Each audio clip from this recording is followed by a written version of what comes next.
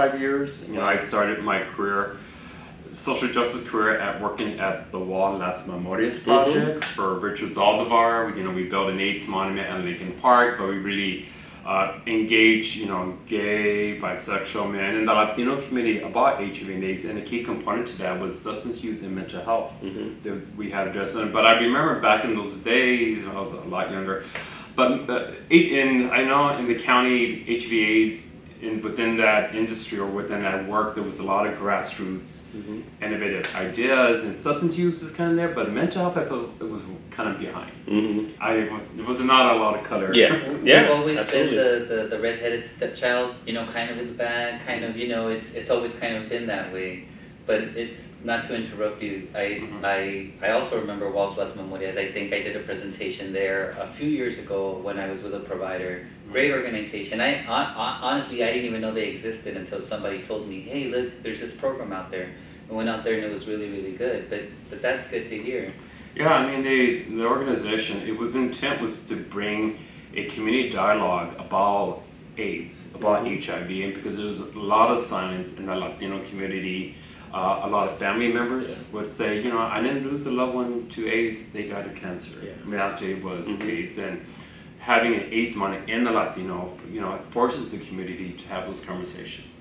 I mean, we had a close family friend of ours who passed away from AIDS, and the family was very much like, we grew up together with this young man, but his family he died from pneumonia. And it was but that was a complication due from AIDS, but the family struggled. It was really hard for them to really kind of address that. And this was years ago. I mean, I was still a kid, so there was no gray back then in my beard, so it was a while ago. But no, it's definitely, and I agree. I think with mental health, we still have a significant stigma within the community. But that's one of the things we're trying to really do is, you know, it's intentional work at getting out to the community. And my staff hear me say this frequently, but like our approach is really trying to provide mental health beyond the brick and mortar. We can't keep waiting for clients to walk into our doors. That will always be here, but we need to get out to the community. So like our peer resource center, they do street outreach. They literally will get sanitary packets and food, throw it on their backpacks and walk around the community, meeting, greeting people, giving out flyers, because that's what you have to do. You really have to do. You have to go to the panaderias, you have to go to the churches and the libraries, and really trying to get out there and connect with the community and kind of focus more so on the wellness and well-being aspect, because that's the other thing. It's a rebranding of mental health. When we talk about mental health, we always talk about mental illness, but we don't talk about that other side, which is like how you maintain and promote wellness and well-being and healthy mental health, you know. And so it's really kind of intentionally working towards that. So I can appreciate that maybe mental health back in the day, we were kind of like in the shadow. You were very quiet. Like I know there's a department there, but they're not grassroots, and they're not out there advocating like the Department of HIV and AIDS. And it's funny that we're talking about that, so many things, right? Well, you reminded me, number one, I need a new backpack. I'll show you later. But true story, it's we were just talking about like bringing that grassroots movement here, the mural, what you said when you walked in and you seen those words. That's what we were hoping to inspire. You know, and sometimes when we have these discussions, it'll come from a community member, we'll bounce ideas off each other. But to hear someone like you, this is the first impression you'll have. That is awesome. That's what we want. And people have told us they feel more comfortable. It's warm and inviting. Or like Manny said, being out in the community, it's rough. It's not for everybody. It's a hard thing to do. You have to have that passion. It's a, how would I say, I walk around particularly looking for those people who are out on the street, and I'll give them stuff. And when I give them something, food items, when I give them whatever it is we have, non-perishables, sanitary kits, you name it, they are like, what's the catch? And I'm like, there's no catch. We're down the street. If you guys need support, we're here.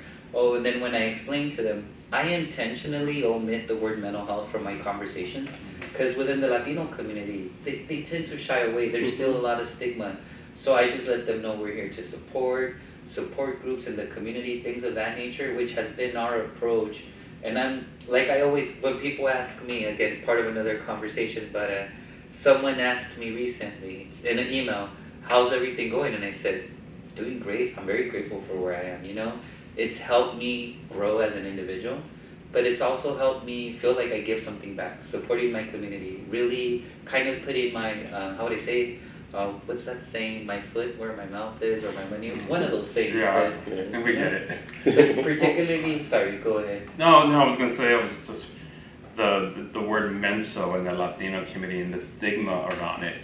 There's just people all say, like, you know, there's people that would say, oh, I don't have mental health. Yeah.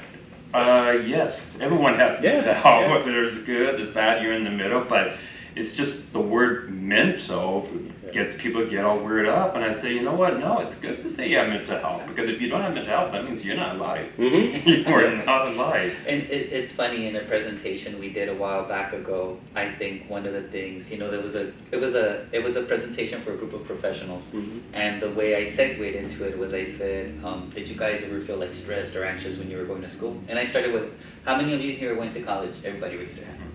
Okay, good. Did you guys feel a little stress, anxiety? Guess what? That is something that's addressable. Those are concerns, right? It might not be to the level of needing an intensive service, but still, it's something that needs to be addressed, particularly within our community.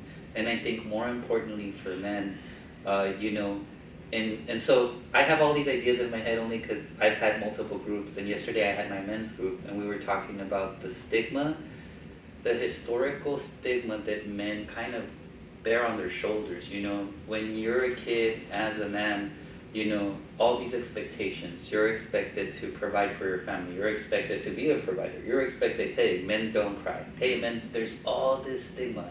And so to really think about what I was telling the group yesterday, unpacking all of that and really being able to support each other, to have healthier lifestyles and have healthier coping mechanisms. We have a long way to go, but at least I'm proud that I'm in a program that's getting that going. And so having someone like you here, I still remember asking the boss, can you think I should reach out to Eddie? And he's like, I don't know, do you think he'll do it? I'm like, it's worth asking. It'd be awesome to have him here. So again, I'm really grateful to have you here at our little coffee with the side of healing, which is our podcast we do here out of the community. But maybe it's a good segue for us to do introductions. Oh, yes, definitely. Go ahead. And introduce myself. So, hi everyone, I'm Eddie Martinez. I'm the Executive Director of Latino Equality Alliance. Latino Equality Alliance is an LGBTQ organization. We serve youth and families in the Latino community. We have 2 office spaces, one in Bow Heights and one in the city of Bell, serving Southeast. And then my other hat, you see it here, I am the city council member. I'm a council member for the city of Huntington Park, so I have 2 hats. Yeah. 2 hats. And then I'm a member of the LGBTQ community, and I've been always an advocate for community wellness, and I've been an advocate for the communities I serve, especially the Southeast, because I grew up in the Southeast. Yeah.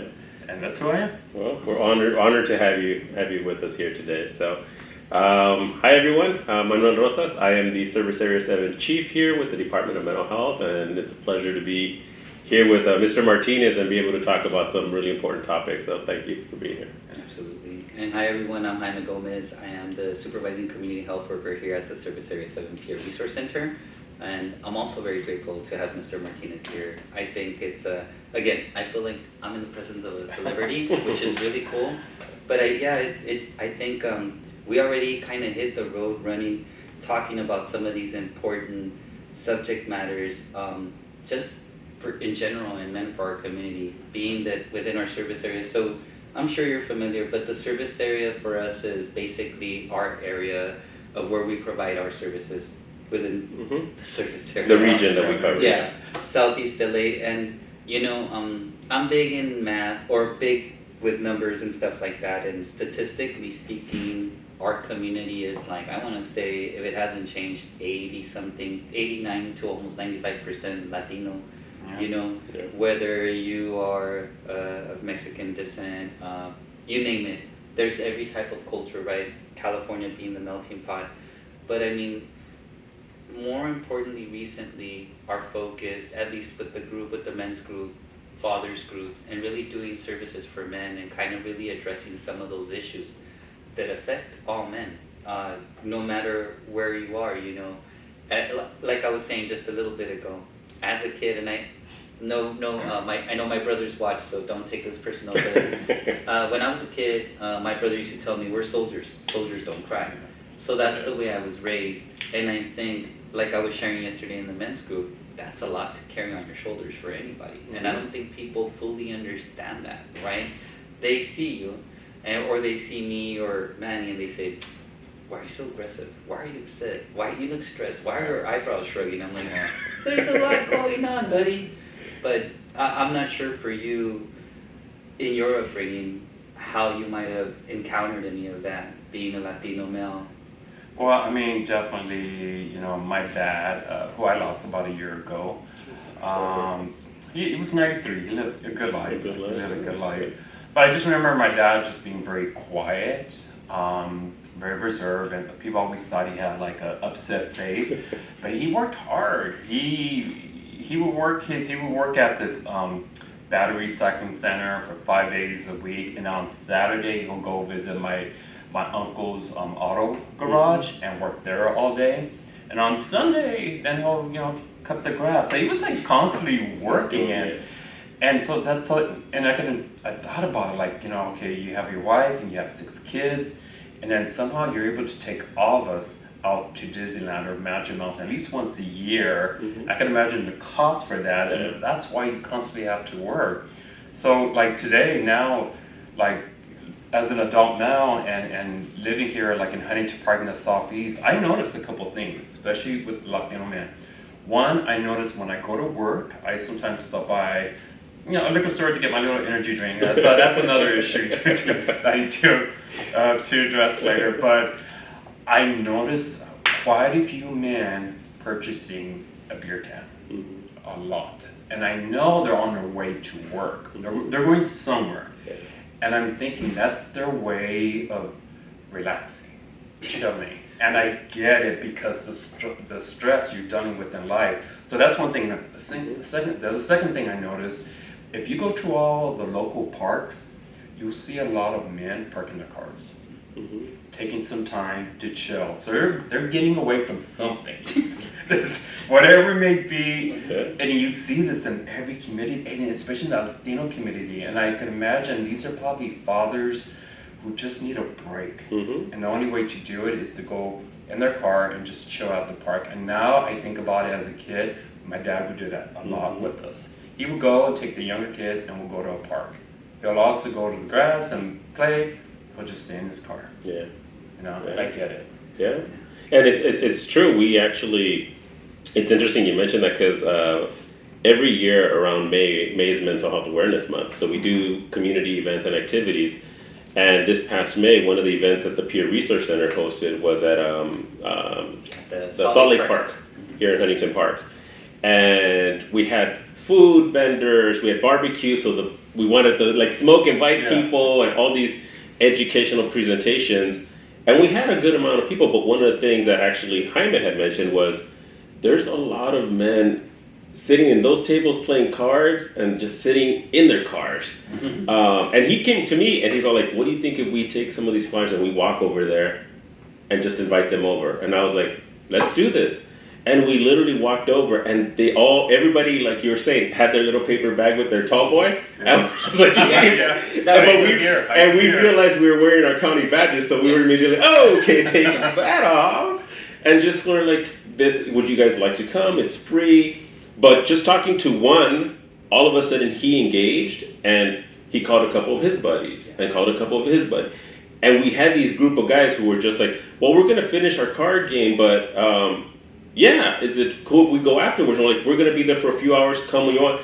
But at one point we went back and we were just kind of still like working on the event, and we noticed a group of these men coming together and standing at the entrance and kind of looking around. And Jaime went over to approach them and I was like, you guys made it. Come on over. Let me walk you through. Let me get you a bag and resources, and literally walked them through the entire event. But it was one of those things that we were like, had we not held the event there at this public park, it probably would have been a population we would have missed. Yeah, You know? Yeah. I mean, if you look at communities like here in Huntington Park, the Southeast, Ball Heights, South LA, we don't have the resources that you see more affluent communities have. There, you might have a therapist every other block, and people have the disposable income to go see a therapist. There might be a place to do yoga, other alternative healing spaces. You don't have it here in the Southeast, and so I think for a lot of our men, it's the talk can a beer and go to the park and chill. Yeah, and we started the men's group 3 years ago now. Is it 3? Yeah, it's amazing. It was 3 years ago. Out of a couple of parents, moms, who came to one of our community events and approached me, and they said, it was during the pandemic. Their sons were basically isolated. They didn't come out. They had not seen the light of day for a couple years at that point. And they were saying that, is there something that we could do, that the department could do to connect with young men? And we were like, okay, well, we talked about it and we decided, let's come up with a men's group. We'll do it on a digital platform and we'll get the word out. And initially, Jaime and I were like, we'll see if anybody shows up. Yeah. If they don't, well, they don't, but we tried, right? Yeah. And sure enough, our first session, it was Jaime and myself, and then one person showed up. Yeah. And then a little bit later, somebody else showed up, and we're like, oh, great, chatted up. But within a couple of months, we had well over a dozen men showing up. And now that, everything's somewhat back to normal, part of what we did also is that we'll host the groups out at Norwalk Park. And many a times it's even engaging with just some of the men that are there at the park. And like you were saying, we've found some men that they've lost their jobs, but they're hiding it from their families. They're struggling and, they can't go home even though they know they need to, but they just needed a break. Yeah. And the last thing they want to do is get lectured about something. Yeah. So, I mean, we've really gone out of our way to do that, and it's been received really, really well, so much so that we had one of our original participants who moved out of state, and he still logs on to the Teams app and will participate in the meeting from out of state because he's just like, there's not much like this for men anywhere.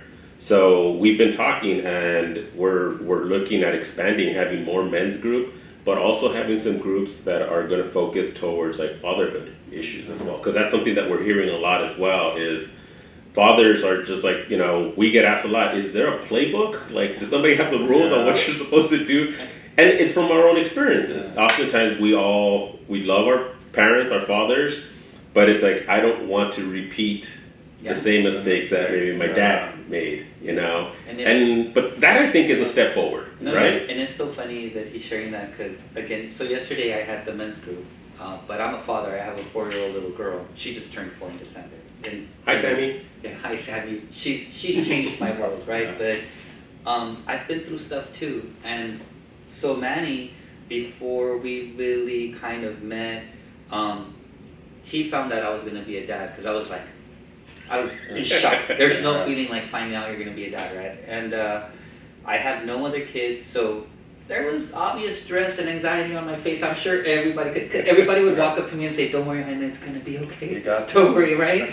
But being there, I can definitely see, at least if I experience this, there's got to be a need in the community with young fathers. Mm-hmm. There's no rule book. There's no right way to do it. As it is now, like, I still question it, right? I'm like, am I doing the right thing? And so my lady will go online and she'll look and she'll find me an article or something, or we share articles while we're in bed with the baby, texting back and forth. But there's got to be a huge need for dads, at least for Latino dads. And I'll be honest with you, in any type of community, there's got to be a need. There is no, when my daughter was born, you pay at the hospital when you're leaving.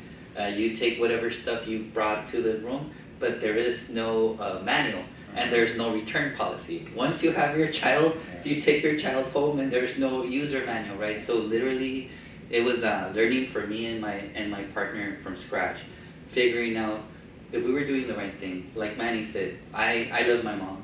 I was raised by my mom and my brothers, but there's certain things I wouldn't want to repeat, and it's cultural too, right? Because and we've talked about this before, like, our parents did the best that they could based on how they were raised, right? And it's not really wrong, it's that you learn in increments, generationally, right? We expand, we grow. I'm hoping that some of these things I've learned now, I'm able to pass on to my daughter. And if she decides to have a family, then she can, improve on that.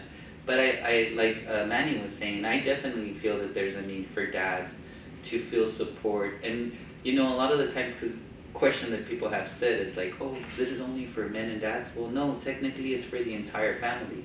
If a father is supported, then you won't have him seeking that space out in the park with a tall can. Right?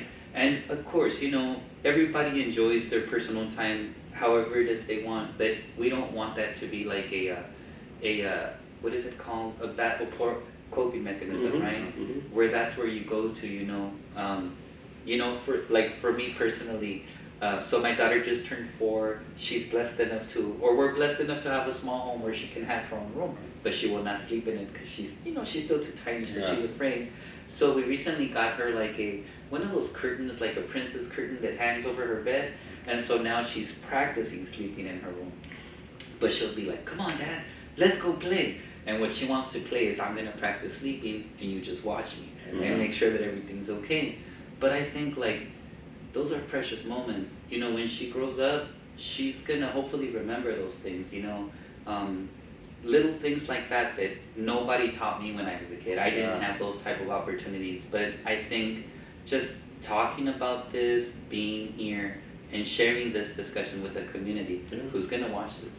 And it came up even today. We had a community meeting earlier this morning, and someone for the community was asking about the development and the growth of these men's groups.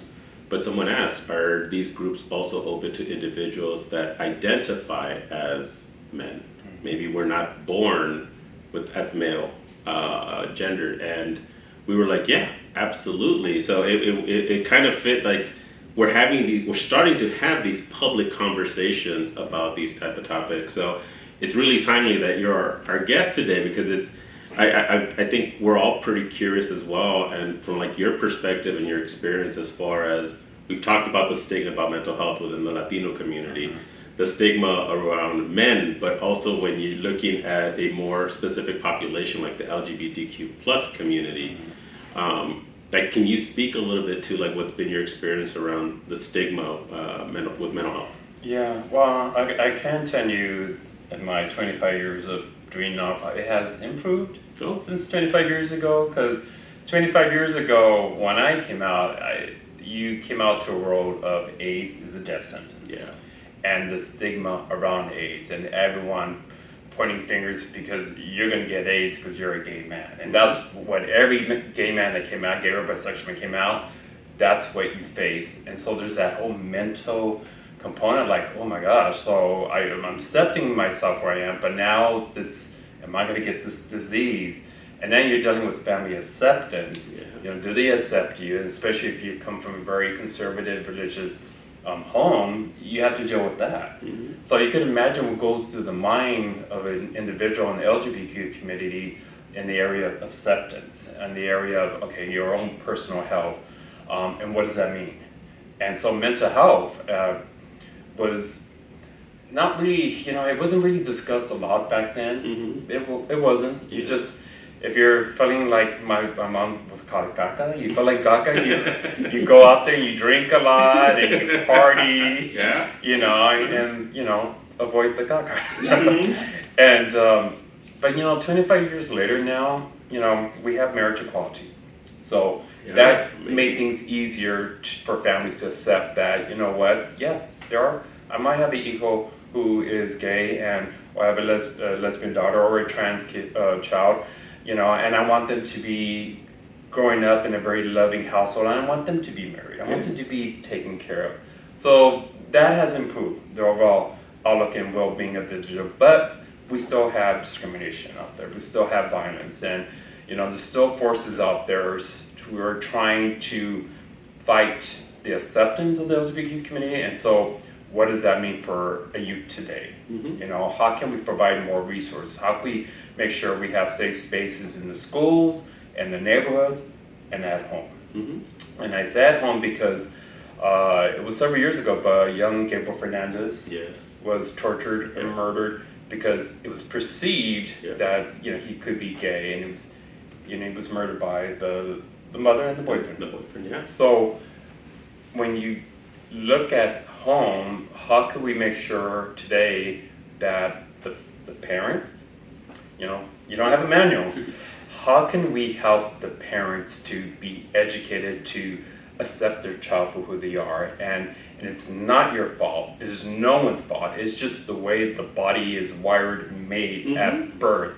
And whatever journey that person moved towards, that is their journey. And your role as a parent is to love, give guidance, and hope that this individual, once they're an adult, are able to make some good decisions for themselves and are able to take care of themselves. And that is the great role that you'll have as a parent. So, looking at the LGBTQ community, my only advocacy for you all is continue to go out of your little safe space. Be out in the community. Yeah, go to the park, go to the playgrounds, go talk to people, and let people know that we all have mental health. It's we have it. As mentioned, if we don't have mental health, that means we're not alive. That's true. That's very true. And I'm curious because again, you're somebody who is born and raised in the Southeast LA community. Much like ourselves, I was born and raised in Boyle Heights. But You're a writer? No, I actually went to Salesian. Oh, I was he's like, one of those. my rival, I grew up in Huntington Park, but I went to Bell, so my rival is Huntington Park. Yes. And South. Yeah. Well, I am curious in your perspective, what are some ways that you think mental health can really partner up with the LGBTQ community, and what type of resources would be useful to the community? Well, obviously education is needed, advocacy on their behalf. Go out there and advocate for the support of the LGBTQ community, and be in their spaces and give them access to resources. And also realize that the LGBTQ community do not all live in West Hollywood. Yeah. That's true. Or Long Beach. Are you sure? Silver Lake. I swear I Silver Lake. Silver Lake. And now downtown. Yeah. No, we have been in every community in 88 cities in LA County. Yeah. We're everywhere. Huntington Park. I just met a couple that married, beautiful couple that lives here in Huntington Park. And also youth. We're in every city, Yes. so Yeah. be in every city. Okay. And when you're gonna advocate and be present for the LGBTQ community, don't just go to West Hollywood. Go to every city. Yeah. And it's great what you're saying. It's so funny, but it's part of the stigma, right? Like how you said we don't all live in West Hollywood. That's hilarious because that is part of the stigma that I grew up with. So I grew up in South Central LA, but esa era la idea. That was the idea, right? And looking at that and educating, doing away with that, like for me, again, here we go. My father-in-law's gonna hate this, but I always say things like with my daughter, right? I go, well, if she ever has a boyfriend or a girlfriend, he's like, "Arr." I can tell that, because he's old school. But I get it, and I think it's my way of kind of, for me, breaking that wall, nudging him a little bit, and being like, hey, as long as she's a caring, loving person, I am going to support her no matter what. Because I think that's what we need more of, right? To do away with some of this stigma. And it's how would I say, there's a lot of work ahead of us, but at least I feel that here within our service area, we're doing what we can with our community, with our members of our community to reach out. We're a small but mighty team. But we also know that we can do more. Yes. And that's the thing. And that's part of reaching out to the different populations in our community, because we want to be intentional in really what we're doing and reaching out and engaging. It's not just about saying that we're doing it and we have participants from all diverse communities. It's really being intentional in doing that. One of the things that we did in our service area is that we have 2 of our staff are trained to be LGBTQ plus champions. Dr. Najera and Dr. Villanueva, who actually were at the grand opening of the Bell Center. And they're really taking it upon themselves to work with the staff and provide education and really even address the stigma within our own profession about how to best serve and engage the community and really make services that are more accessible to the community at large. So I intentionally asked because I want to know where are some ideas that we can go, because we need to get our staff out there. We need to be able to educate the community and promote mental health. Not so much scare people about mental illness, because you see all the stuff on TV and the people pushing somebody off the subway. People hear mental health and that's what they think. Yeah. But the reality is like promoting mental health and activities that do help us take care of our emotional well-being. So it's really important to us. Yeah. And I think you said it last time too. I've heard you say this. You said it. It's mental well-being, right? It's not. Again, the whole mental word seems. I feel like we have to find a new word. Challenge of the day, new word for mental illness. But I feel like just letting people know that it's okay. It's part of being human, like you said. If you don't feel something, you're alive. So it's how do we channel these emotions correctly, and where do we get guidance? And so like for us, I feel like we're here to provide guidance. Like, my word is bro, right? Look, bro, gone through same stuff. I can probably feel you a little bit, but we got to work on some things, right? It's being human. And it's having these emotions and learning how to deal with all this stuff. But mental well-being, it doesn't mean that, again, that there's something horribly wrong. It just means that we're promoting mental well-being, stability, right? Mm-hmm. I shared this with somebody because they were asking me how my program differed. What were we like, a recovery program, were we this? And I said, look, we're kind of everywhere. We're preventative, we're supportive, and then if somebody is graduating from an intense program, we're here for them too. Mm-hmm. We can support every aspect of the community. So with us, it's been a lot of making our community aware. Like, I remember that when I first started in this role, Manny said to me, I want you to establish your presence in the community.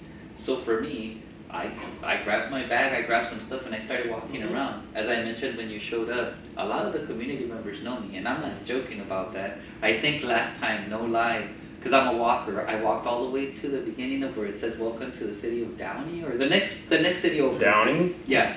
Southgate or what? Southgate, probably, right? Alana Park. It was. I literally walked straight up Pacific. I walked straight up Pacific, past the King Taco, past the. Probably Walnut Park. Okay. Yeah. So I remember seeing a sign, and I was like, "Oh, I should probably turn back." Turn right? back, you're gonna go missing. just hitting the different spots, letting the local mom and pop shops know that we're here, walking through the neighborhoods, not being afraid. And I know it could be a little scary, but just kind of really embracing the community and sharing that message. Like, we're trying to do things differently. Mm-hmm. We want to support you guys at every step. And I know it's really hard for community members to walk in here, which is one of the things I've always said, right? You think people are going to walk in here? No, they're going to see, our community sees the county logo, and they're like, oh my god, it's immigration, the wrong way, right? Why are you taking me away? Exactly. That's what's going on. Yeah, absolutely. But I think it's part of the work we're doing, and I think, like my boss was saying, just trying to be more intentional. How can we definitely embrace the LGBT community? What can we do different to let them know we're also here to support?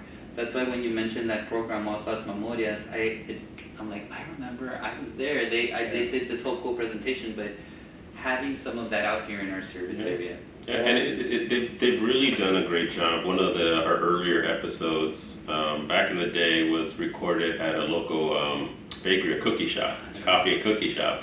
And that also happened just from walking and engaging with them. And they were a brand new shop, I think, and the owner had actually asked, can we put up one of our flyers just here in case anybody's interested in support? And the owner asked, what are you guys all about? And when they talked about mental health and we're with DMH, and they actually said, we would love to work with you guys. They have family members, and to the point where they hosted us in one of the podcasts, and we recorded it there on site.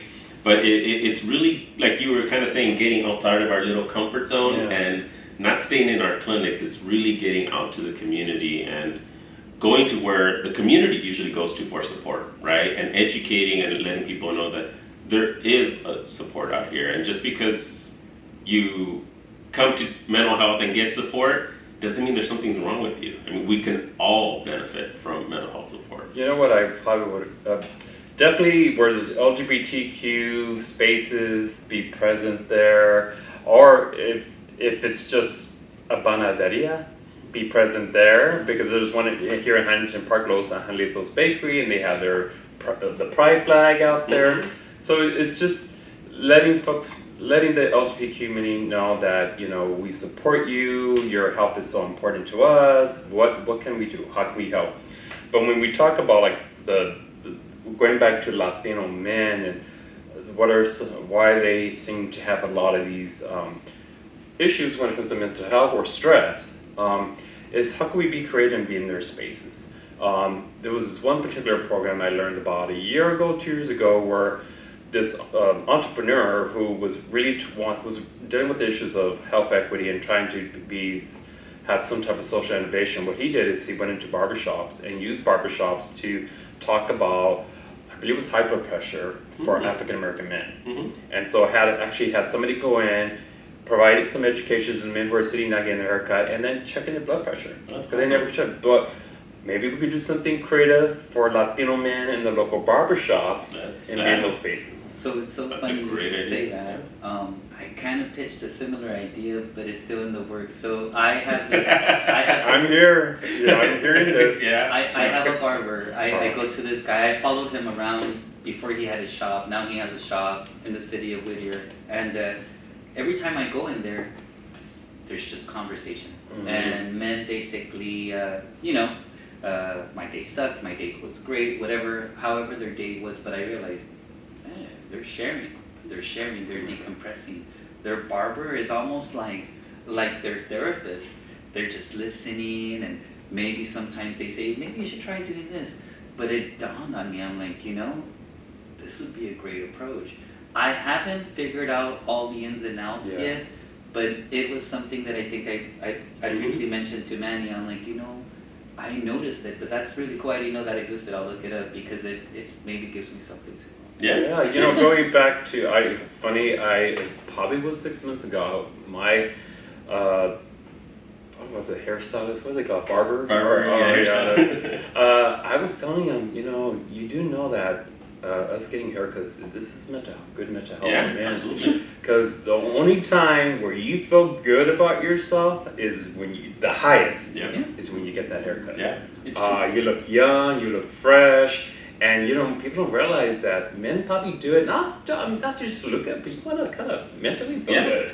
And it's funny you say that. It goes back to tells to another thing we're talking about. So like I realized my only time I have to myself is when I go to the barber shop. And so I bring my daughter with me once in a while, but it's like literally I go to the shop, that's my only time. So like when I go to the shop, it helps me feel better. I come back, I get a moment. And I always tell the barber, he's like, oh, sorry, bro, I backed up. I'm like, you take your time. I'm like, I'm waiting, it's okay. But it helps you feel better. And he teases me. He's like, don't you take care of your beard, or like your eyebrows are all crazy. I'm like, just do whatever you need to do to make me look human, right?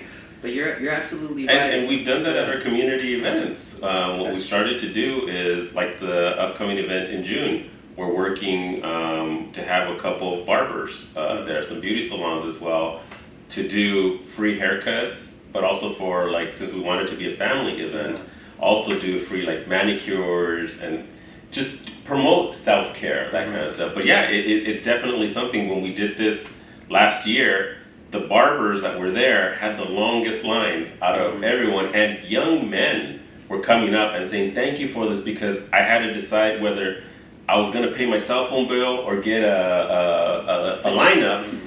But I just got it, so I can pay for my cell phone bill. This is awesome. Thank you so much. And we were like, wow, for something as simple that we sometimes take for granted, it goes a long way with the community. If you look at all the new barbershops that are popping up in the Latino community or in the Southeast, they're all by young men. It's young. You just drive down like Florence or Gage, barbershop, and you look inside, it's all young men. And so if there's any opportunities from the county to think of some type of pilot program, initiative, where you engage these barbershops to maybe provide some education in there. The wheels are already turning, especially even with you were talking about just checking blood pressure. There's certain screeners that we can even take out in screening for some like there's depressive screeners.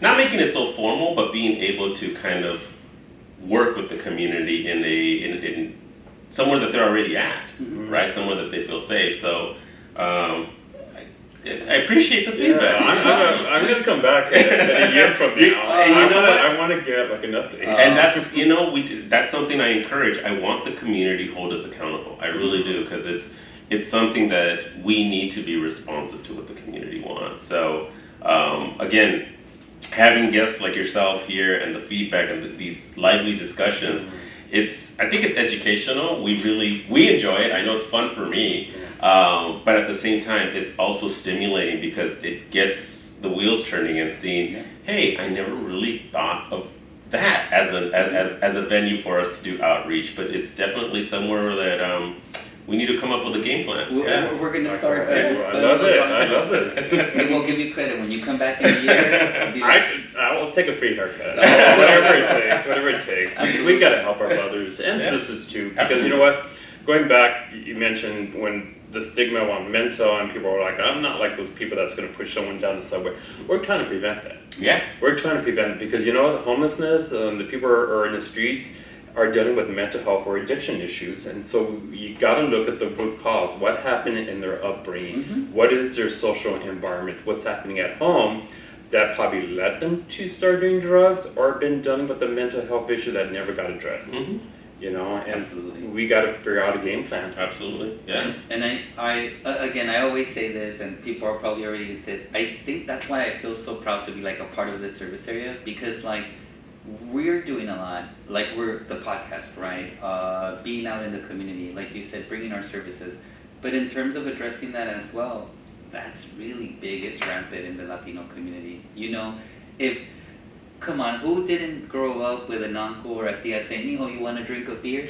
Or some type of abusive scenario that might have led you to indulge too much, right? As a kid, right? Or whatever.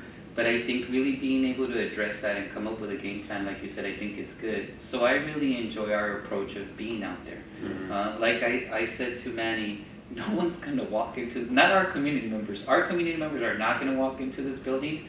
Let me be out there. And he was like, okay, make it work. And we've been really successful in making it work and really just engaging them where they are. And let me tell you, you do have a lengthy walk just to get into this building. I think we went up a ramp. Yeah, we did. Like, what, 300 feet? And then we had to turn the other way to go there. We're like, oh my God. Were you counting your steps? I was counting my steps. That's cool. Like, first I didn't even know you were there. And then just to get into this, I was like, oh, this is a significant walk. No, it is. And like I told you initially, I'm a walker. I think a lot of people, and my staff will tell you, like a lot of people don't know that, but I will walk.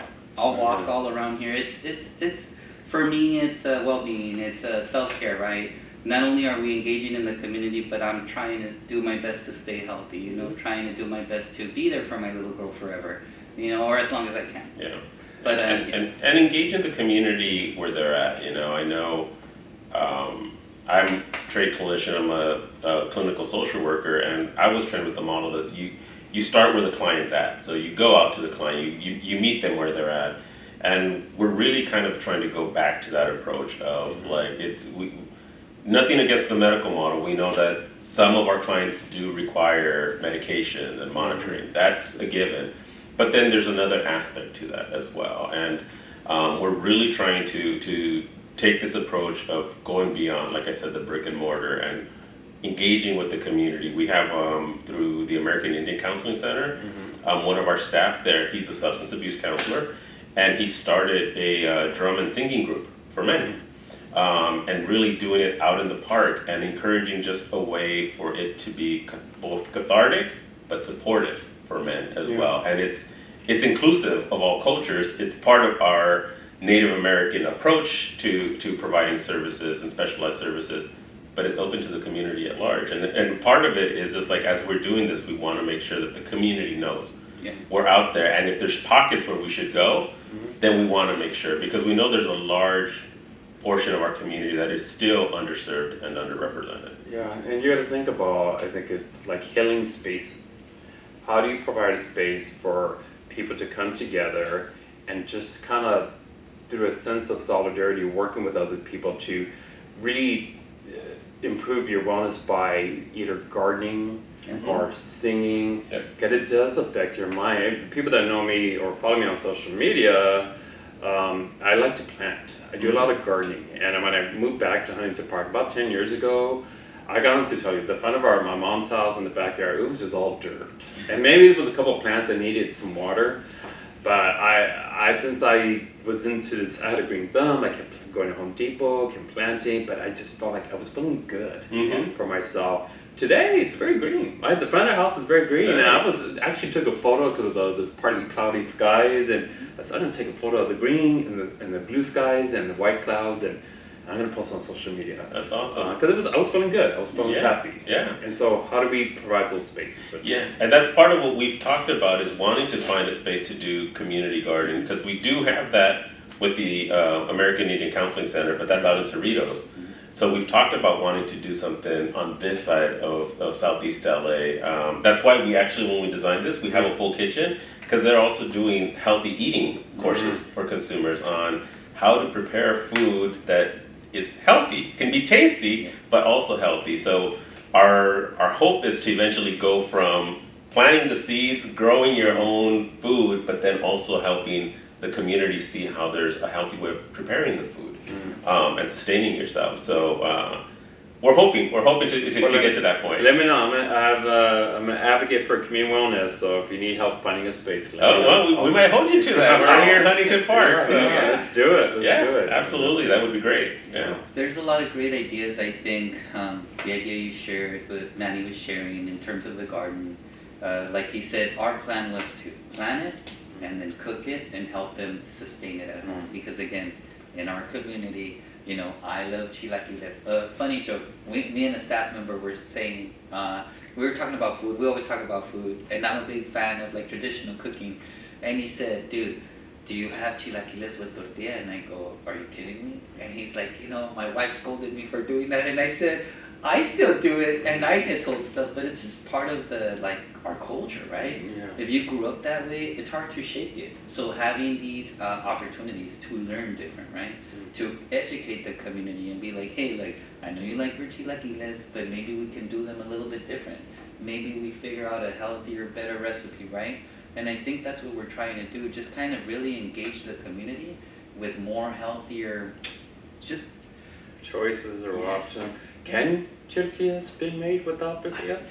no. So what I meant, and I didn't mean to throw you off. Oh, Okay, yeah. so I will eat chilaquiles Yeah. with a side of tortilla de harina. Okay. And I know my lady's gonna watch I it. know. She's like, "Why you say that?" And that's just me. And so with this staff member, we shared the same thing. But I'm slowing down. I'm stopping. Yeah. Well, yeah, I think a lot of people use cauliflower maybe as a trend. So you can make ceviche with cauliflower. That's So maybe you can make chilaquiles. I don't know, I'm getting into food conversation, but so maybe slice it to where it's like a tortilla, and then you bake it or something, and then As funny as it sounds, not to interrupt you, but a lot of the times in our meetings, the conversation always ends with food discussion. Yeah, I'm notorious for that. I apologize. That's all right. But it's like, again, even someone, I'll admit it, I didn't really have like squash or eggplant until I was an adult, and I could afford to buy that stuff for myself. Because growing up in Boa Heights, no, we had papas, you had papas, frijoles, but squash, eggplant, it wasn't until I was an adult where I was like, I've never tried it. Yeah, let's try that. And but there are ways, and I think part of it is exposing the community to it as well. So obviously everything affects your mental health, and including what you eat. And I think that some of the issues that I see in our community is that there's many families that don't cook as healthy, and so there's obesity among many children and many young folks. And what happens is that when someone is dealing with obesity, they get bullied, they get teased, they start feeling insecure about their body, and they become adults with these insecurities. Yeah, absolutely. So, all right, so now we're affecting their mental health. Absolutely. So how do we prevent that? So how do we engage the families to cook more healthier? Because once you love your child, and when your child becomes an adult, you want to make sure when they become adulthood, they are at the best, mentally, spiritually, and physically. And so, going back to the parent, you know, you don't have a manual, but you got to think about once that child enters the age of 18 and leaves the nest. You know, some people leave the nest at 26. Yeah, a little bit later. But when they go to college, maybe you want to make sure that you did everything as a parent so that person could learn to live on their own. Yeah. You know, and so when you talk of your own child, when you talk about the LGBT community, and you just talk about Latino men, what can we do as adults, as parents, as family members? How can we help the young ones grow and foster their well-being in a very healthy environment? Yeah, absolutely. And that's the road we have. Yeah, and it makes a difference. I mean, I'm myself, I'm a father as well. I have two little ones who usually watch. Hi, Allie. Hi, Lennon. And my son actually, just this past weekend, we were talking about what type of snacks we wanted to get, and my son asked, "Can we just get a big bundle of broccoli?" And my brother-in-law was all like, "Did he say broccoli?" I was like, "Yeah." It's like with cheese and stuff, right? And I was like, no. He will literally take it, put it in the sink, and just break it off and eat it raw. And like all my family were there, and they were like, "How did you get him to do that?" I was like, just exposing them. Just showing them and having them try it. And if you don't like it, that's okay, but at least you tried it. You can't tell me you don't like it unless you've tried it. Yeah. And like my kids, which they're eating stuff that I never ate as a kid, they're eating broccoli, cauliflower.